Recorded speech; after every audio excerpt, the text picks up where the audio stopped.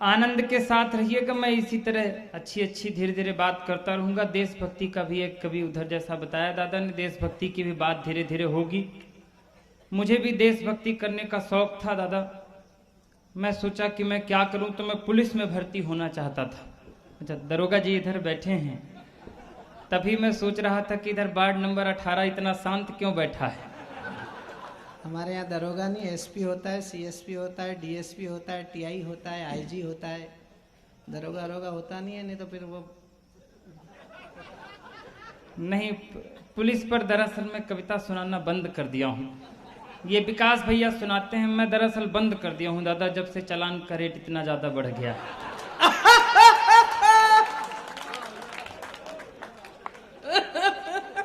लेकिन मुझे भी देशभक्ति करने का जब भूत सवार था दादा, तो मैं भी एक मन आ गया था मेरे भी कि मैं पुलिस में भर्ती होना चाहता था। तो मैं जबलपुर ग्राउंड पहुंच गया।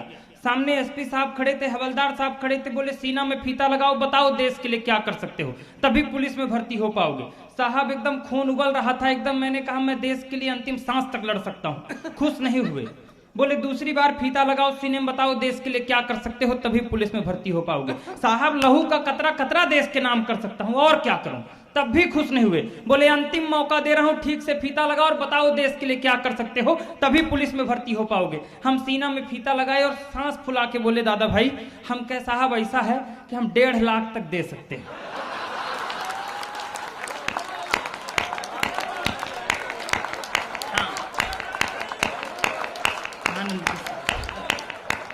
आनंद के साथ बैठी हूं। अब आपको पता लग गया मध्य प्रदेश में क्या रेट चल रहा है। रेट वोट ये तो पुराना है, अब 10 लाख हो गया है। आप सबका आशीर्वाद मिलता है बस। थोड़ा अपडेट रहा कर। वो उस जमाने की बात है। हम आनंद के साथ रहिए। दरअसल क्या है, अभी तक जब तक ये सम्मान समारोह वगैरह चल रहा था, आप लोग एकदम शांत बैठे थे। इधर भाभी जी लोग भी कुछ आई हैं, उनके वजह से कुछ श्रीमान जी लोग, भैया लोग, ऐसे पतिदेव लोग बैठे थे एकदम डरे हुए, इस तरह मुंह बना के बैठे थे जैसे इस समय हनी ट्रैप से नेता अफसर डरे हुए। एकदम आनंद आनंद रहिए। तो एकदम मस्ती बजाना है तो एक बार पूरा सदन जोरदार ताली बजाकर बताइए तू चेहरा में कभी। अरे मालूम पड़े कल से इसी का नाम नहीं आ जाए। ऐसे ही आनंद। दरअसल अभी विश्वास नहीं हो रहा था कि आप लोग श्रोता ही हैं। मेरे धोखा हो जाता है। विवाह के पहले मैं एक बार और आया था सपना कवि सम्मेलन पढ़ने। मैं उस समय गीतकार भी बहुत अच्छा था। दादा संचालन कर रहे थे, ये मुझको खड़ा कर दिया। हाँ ऐसा होता है। मैं विवाह के पहले जब आया, मैंने 15 मिनट तक आंख बंद करके गीत पढ़ा। अब जरा शंका थी थोड़ा थोड़ा कि जो लोग श्रोता नहीं है वो बताएंगे कि अंतिम पंक्ति में श्रोता ही बैठे हैं। हम 15 मिनट तक आंख बंद करके गीत पढ़े राजीव भैया की तरह। जब आंख खोले तो केवल एक ही श्रोता बचा था, बाकी सब चले गए थे। हम प्रणाम कर लिए उसको। हम कहे भाई साहब आपको मैं दंडवत प्रणाम करता हूं, बताइए मैं आपके लिए क्या करूं। आप ISI मार्क एकदम श्रोता है, बताइए मैं आपके लिए क्या करूं। तो वो हाथ जोड़ के बोला भाई अब कुछ मत करिए, और अगर आप शांत हो जाते तो मैं ये कुर्सियां और माइक लेके चला जाता, मैं टेंट वाला बैठा हूं अभी। आप शांत हो जाते एकदम ताली वाली बजाते रहेंगे तो थोड़ा अच्छा लगेगा। आदत हो जाती, ये जैसे लाइट से माइक चल रहा है ऐसे ताली की हम कवियों की आदत हो जाती। आदत किसी की खराब ना हो जाए, बड़ी खराब चीज होती है। हमारे मोहल्ले में एक बस कंडक्टर की शादी हुई तो आदत खराब थी। शादी की पहली रात जब अंदर गया तो बीबी से बोला कि थोड़ा और खसको, अभी 2 सवारी की जगह और खाली है। यहाँ तमाम तरह की समस्याएं इस देश पर हैं, लेकिन आनंद के साथ रहिए। मैं ज्यादा कोई ऐसी बातें नहीं करूंगा। आज राजनीतिक लोग बड़े लोग हैं, और मैं ये कहता हूं दोस्तों, आज 2 महापुरुषों का भी जयंती है। एक वो महापुरुष जिसने कभी किसी औरत की फटी साड़ी देखकर आजीवन धोती पर रहने का वचन लिया, और एक वो महापुरुष जिसने एक रेल दुर्घटना होने पर भी अपने तत्कालीन रेल मंत्री पद से इस्तीफा दे दिया था। उन दोनों महापुरुषों की जयंती पर एक बार पुरजोर तालियां यहां से वहां तक वो चेहरा बताए कि कवि सम्मेलन उनकी याद में शुरू हो रहा है, उनकी स्मृति में शुरू है। तमाम आनंद। राजनीतिक बातें कोई करनी ही नहीं चाहिए नीलांशु भैया। राजनीतिक कोई बात नहीं। अभी चुनाव निपटा है, चुनाव से एक बार निपट के आइए तो ऐसा लगता है कि जैसे कुंभ नहा के आ गए। हम 4-5 महीने त्रस्त थे, तरह तरह के लुभावने आते थे। एक नेताजी चुनाव प्रचार करने गांव पहुंचे तो बाहर से खड़े होके बोले कहीं इस बार हम लोगों को फिर से वोट दीजिए, विकास होगा। इस बार हम लोगों को फिर से वोट दीजिए, विकास होगा। तो अंदर से एक चाची निकल आई, कहीं नेताजी झूठ मत बोलिए, पिछले बार भी आप बोल गए थे कि विकास होगा, लेकिन विकास नहीं हुआ था, पिंकी हुई थी। तमाम तरह के लुभावने अलग अलग। एक नेताजी और शहर में आए तो आते ही बोले, हाँ आते ही बोले, कहीं क्या समस्या है आपके शहर में? हम क्या साहब, कांग्रेस की सरकार आ गई, हमारे यहाँ कोई समस्या नहीं है, सड़क है, पानी है, बिजली है, सब है हमारे यहाँ, केवल शमशान नहीं है हमारे शहर में। कोई मरता है तो बहुत समस्या होती, शमशान नहीं है साहब। नेताजी और खतरनाक थे, कहीं इस बार हम लोगों को वोट दीजिए, एक एक घर में शमशान बना देंगे। आइए 4 पंक्तियों से धीरे से शुरू होता हूँ। ये बड़े लोग बैठे हैं, ये बड़ी बगिया है, एक छोटी सी कली इस बड़ी बगिया की आपको झलक दिखाने के लिए खड़ा हुआ है। मैं 4 पंक्तियां समर्पित करता हूँ धीरे से। अभी पुरुष पीड़ित पर्व एक आने वाला है 15-20 दिन में, एक ताजिया से, कोई भूमिका की आवश्यकता नहीं, मैं निवेदन करता हूँ, सुनेगा 4 पंक्तियां। कि इस दौर में श्रीमान पति हो गया बेहाल, इस दौर में श्रीमान पति हो गया बेहाल, घर वाली मूलधन ब्याज मांग रही है, उपहार मांगने की है प्रथा पुरानी यहाँ, उपहार मांगने की है प्रथा पुरानी यहाँ, चूड़ी बिंदिया सिंगार साज मांग रही है, दौर महंगाई वाला इतना है विकराल, बीवी जो कभी न मांगी आज मांग रही है, सोना नहीं चांदी नहीं गहनों के बदले में इस करवा चौथ में प्याज मांग रही।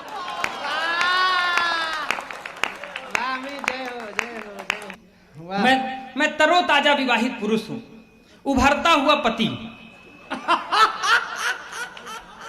कि मैंने एक शादीशुदा मित्र से ये पूछा, यार तुम ये बताओ दूल्हा घोड़े पे क्यों जाता है?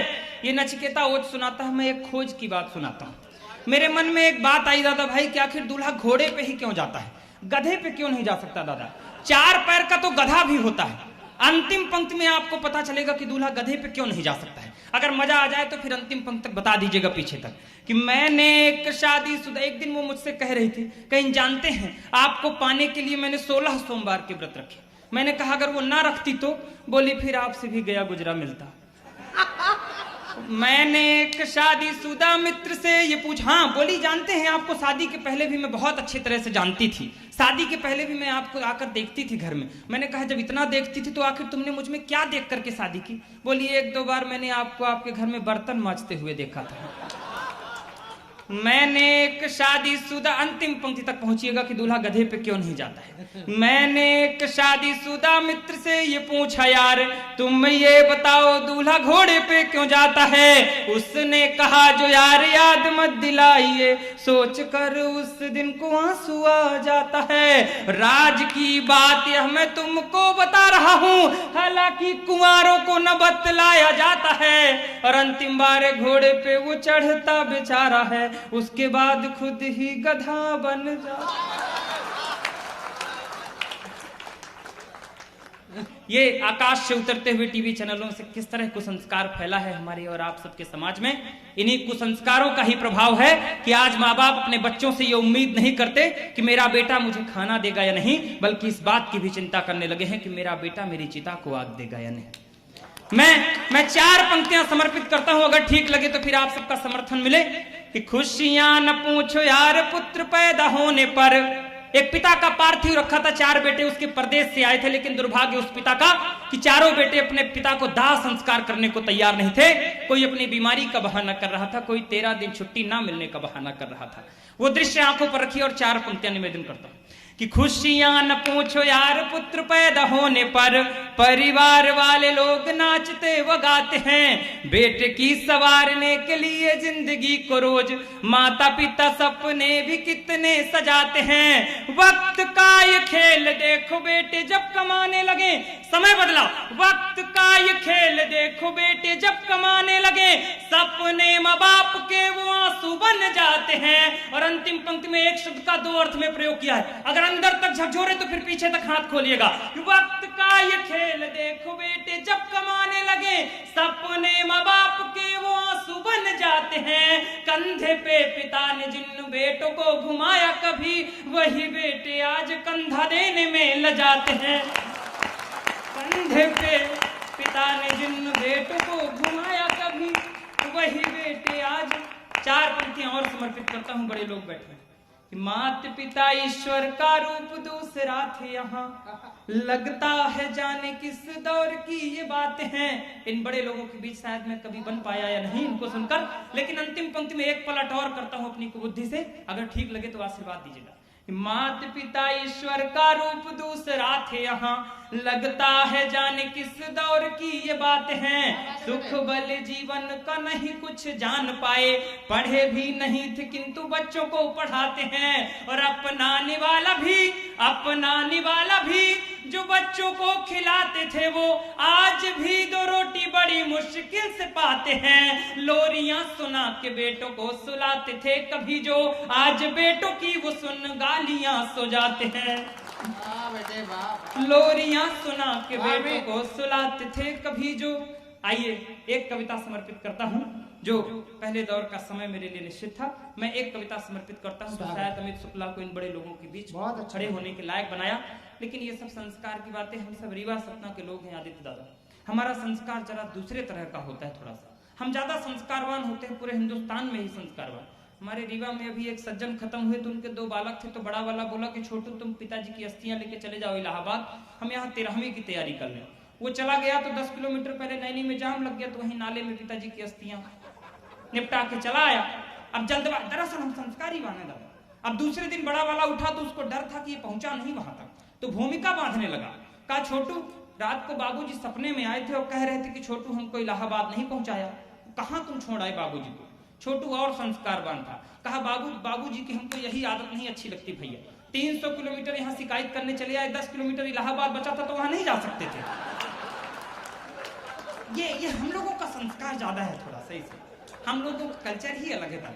सतीकांत दादा अभी पिछले महीने 2 महीने पहले भी रीवा गए थे, तो मैं इनको घुमाने के लिए ले गया, तो कहीं रीवा सतना ये थोड़ा सा डिजिटलीकरण नहीं हो पाया। हम कहे काहे, कहीं यहाँ डिवाइडर नहीं दिख रहे हैं सड़क के बीच। हम कहे दादा आप महानगर में रहते हैं, वहाँ डिवाइडर बनाए जाते होंगे, हमारे यहाँ प्राकृतिक रूप से डिवाइडर रहते हैं। लेकिन कैसे? हम कहे हर आधा किलोमीटर के बाद देखिए सड़क के बीचों बीच एक बैल खड़ा रहता है, वो डिवाइडर का भी काम करता है और ट्रैफिक हवलदार का भी काम करता है। आइए मैं एक कविता समर्पित करता हूँ, निवेदन करता हूँ जो मेरी परिचय की कविता है। 2.5 से 3 मिनट मैंने तालियां आपसे बजवा ली हैं। इस कविता की भूमिका केवल इतनी है कि मैं जब पति बना तो हर पुरुष का सपना होता है कि पति बनने के बाद पिता बनना। जब कवि एक पिता बनना चाहा तो कवि की कल्पना कहां से कहां तक गई। निवेदन करता हूं, कोई ताली नहीं, कोई बाह नहीं, मेरे मन से जुड़िएगा। अगर मैंने आपके चेहरों पर खिलखिलाहट लाने की कोशिश की है तो कसम उस खिलखिलाहट की थोड़ी देर मेरे मन से जुड़िएगा। चित्र बनाइएगा, छंद मुक्त रचना 2 से 2.5 मिनट। निवेदन करता हूं, मंच का भी आशीर्वाद चाहता हूं कि कल रात मैंने एक सपना देखा। सपने में कोई अपना देखा, एक अजनबी सी सूरत थी, देखने में बड़ी खूबसूरत थी। मैंने पूछा क्यों मौन हो तुम, प्यारी ये तो बताओ कौन हो तुम। बोली अभी तक धरती ने मुझे जाना नहीं। पापा क्या आपने भी मुझे पहचाना नहीं। मैं बहुत ही जल्द किलकारी मारने वाली हूँ, आपकी बेटी बनकर धरती में आने वाली हूँ। आंसू खुशी के छलकने लगे। पिता पुत्री जब सपने में मिलने लगे, मैंने कहा कन्यादान। मैं उस बच्ची से क्या कह रहा था, मैंने कहा कन्यादान महादान है, ये वेदों की शिक्षा थी। और किसी बेटी का पिता बनूं ये मेरी भी इच्छा थी। इसलिए सारे दुख दारिद्रों को हर जाओ, बिटिया लक्ष्मी बनकर आ मेरे घर जाओ। तुम्हारे आने पर खुशियां मनाऊंगा, नाच गाना और जलसा कराऊंगा। तुमको कांधे पर बिठाऊंगा, पालने पर झूला झुलाऊंगा, उंगली पकड़कर स्कूल पढ़ने ले जाऊंगा, पढ़ा लिखा कर बड़ा अफसर बनाऊंगा। अरे आओ देखो तो बेटी मेरा देश कितना खूबसूरत है। दादा भाई मैं उस बच्ची को इस माटी का गुणगान सुना रहा था। मैंने कहा अरे आओ देखो तो बेटी मेरा देश कितना खूबसूरत है, जहाँ हर बाला देवी की मूरत है। अरे जब कोई अपने सत्कर्मों का फल पाता है तब वो इस धरा पर जन्म लेकर आता है। इतना सुनते ही कविता का यू टर्न मारिएगा। इतना सुनते ही उसकी सिसकियां फूट पड़ी और वो गुस्से से मुझ पर टूट पड़ी। बोली सच है पापा, कभी देवता पैदा हुए थे इस देश में। अब शायद अगली पंक्ति में आपके गुस्से की तालियां आएंगी। बोली सच है कभी देवता पैदा हुए थे इस देश में, अब तो बस दरिंदे घूमते हैं यहाँ इंसानी वेश में।